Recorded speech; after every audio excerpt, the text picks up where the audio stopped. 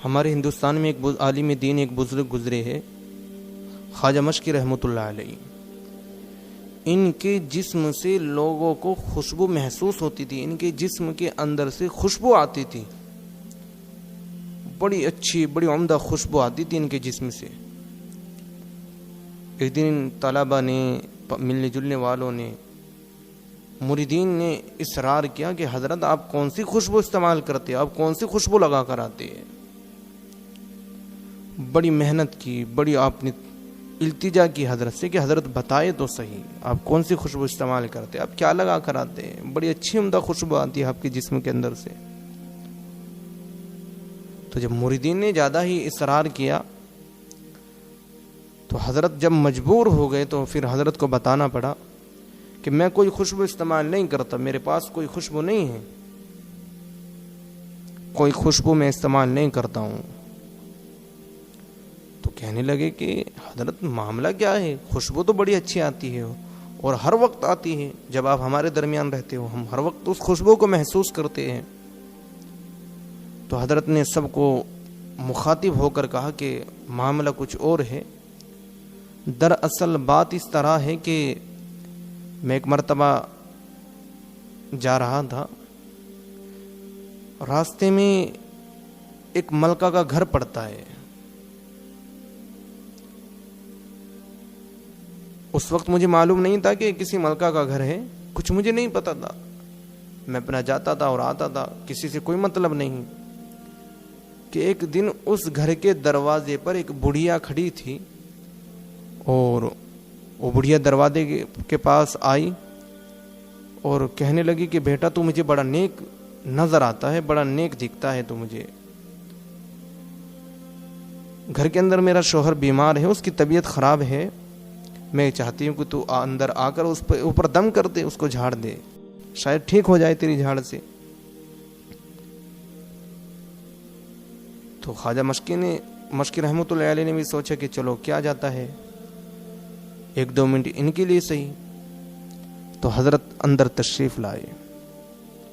جب آپ اندر آئے تو دروازہ بند کر دیا گیا، دروازہ بند کر دیا گیا جب آپ اندر آئے، اور سامنے سے خوبصورت حسین و جمیل ایک عورت آئی، بن سنور کر، میک اپ کیا ہوا ہے، بڑی بن ٹھن کر سامنے آئی حضرت کے۔ حضرت نے اس کو دیکھ کر نگاہوں کو نیچا کر لیا، اچانک سے پہلی نگاہ پڑ گئی۔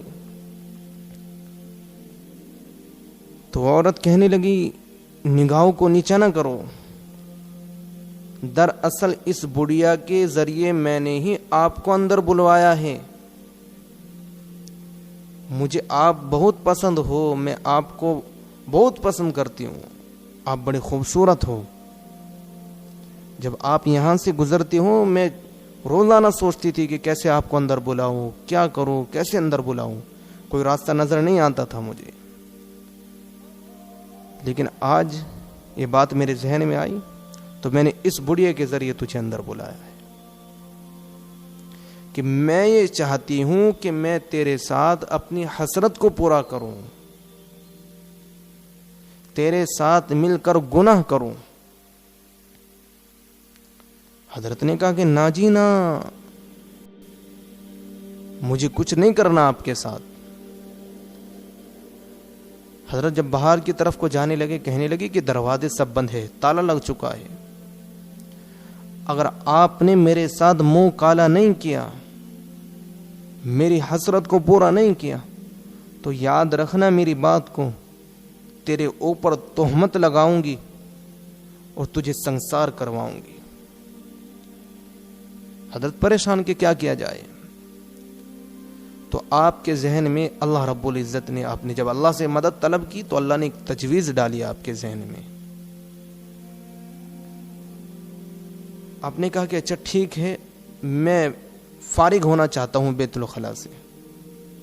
اب مجھے اپنی بیت الخلا دکھا دے۔ اس عورت نے سوچا چلو آمادہ ہو چکا ہے، تیار ہو چکا ہے، بیت الخلا دکھا دیا۔ فارغ ہوئے تو حضرت نے اس گندگی کو اٹھا کر اپنی باہوں پہ لگایا، اپنے کپڑوں پہ لگایا، اپنے جسم کے اوپر لگا لیا۔ حضرت نے اس بات کو سمجھا اس موقع پر کہ گندگی دھل جائے گی، گناہ کا داغ اگر لگ گیا،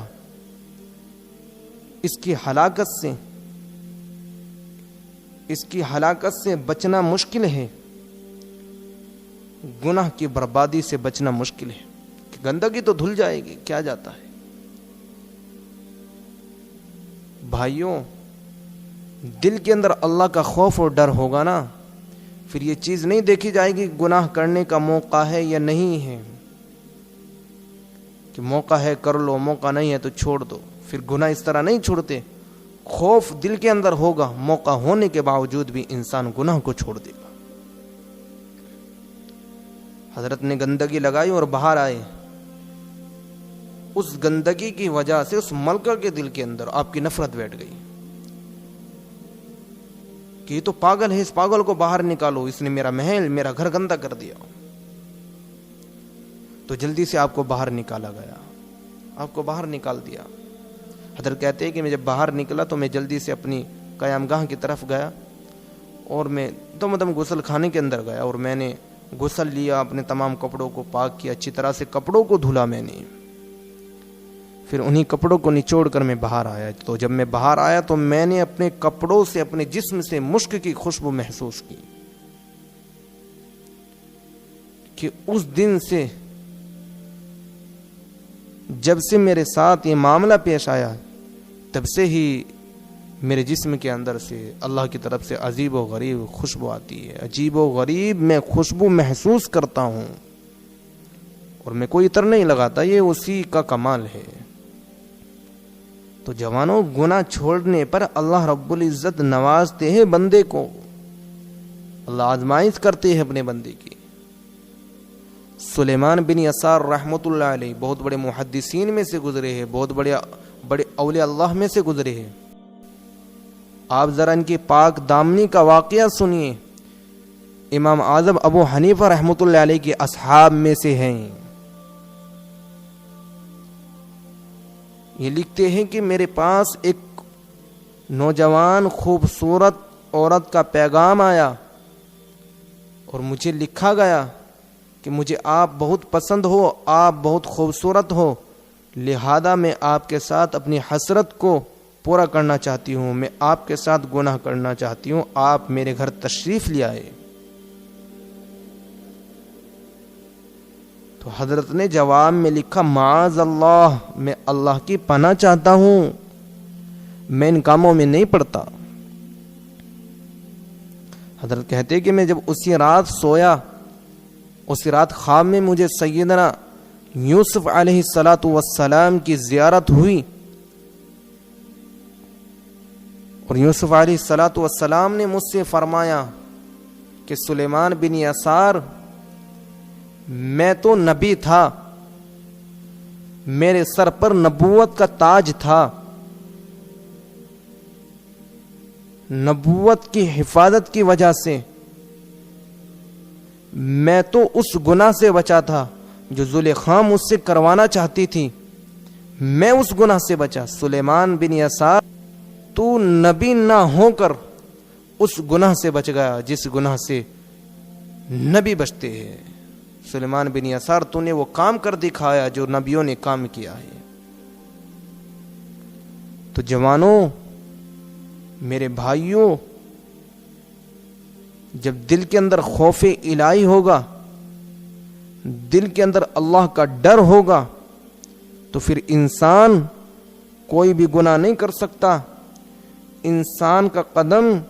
کسی بھی گناہ کی طرف نہیں بڑھ سکتا۔ لیکن ڈر کا ہونا، خوف الہی کا ہونا ضروری ہے۔ دل کے اندر خوف ہوگا، ڈر ہوگا، تبھی گناہ سے بچا جائے گا۔ اور اللہ نے خود سے ڈرنے کی قرآن کریم کے اندر ہدایت کی ہے کہ یا ایھا الذین آمنوا اتقوا اللہ، کہ اے ایمان والو اپنے اللہ سے ڈرو۔ بے شمار قرآن کریم کے اندر اللہ تعالیٰ نے ہدایت کی ہے بندوں کو کہ اے ایمان والو اپنے رب سے ڈرو، اور کہا ہے وَلْتَنظُرْ نَفْسٌ ما قدمت لغد واتقوا اللہ، اور ہر شخص یہ غور کر لے کہ اس نے کل قیامت کے دن کے واسطے کس چیز کو آگے بھیجا ہے، اور ان اللہ خبیر بما تعملون، تمہارے رب کی تمہارے اوپر نظریں ہے، آپ اپنے رب سے چھپے ہوئے نہیں ہو، تمہارے ہر عمل پر، تمہارے دن پر، تمہارے رات پر اللہ کی نگاہیں ہے۔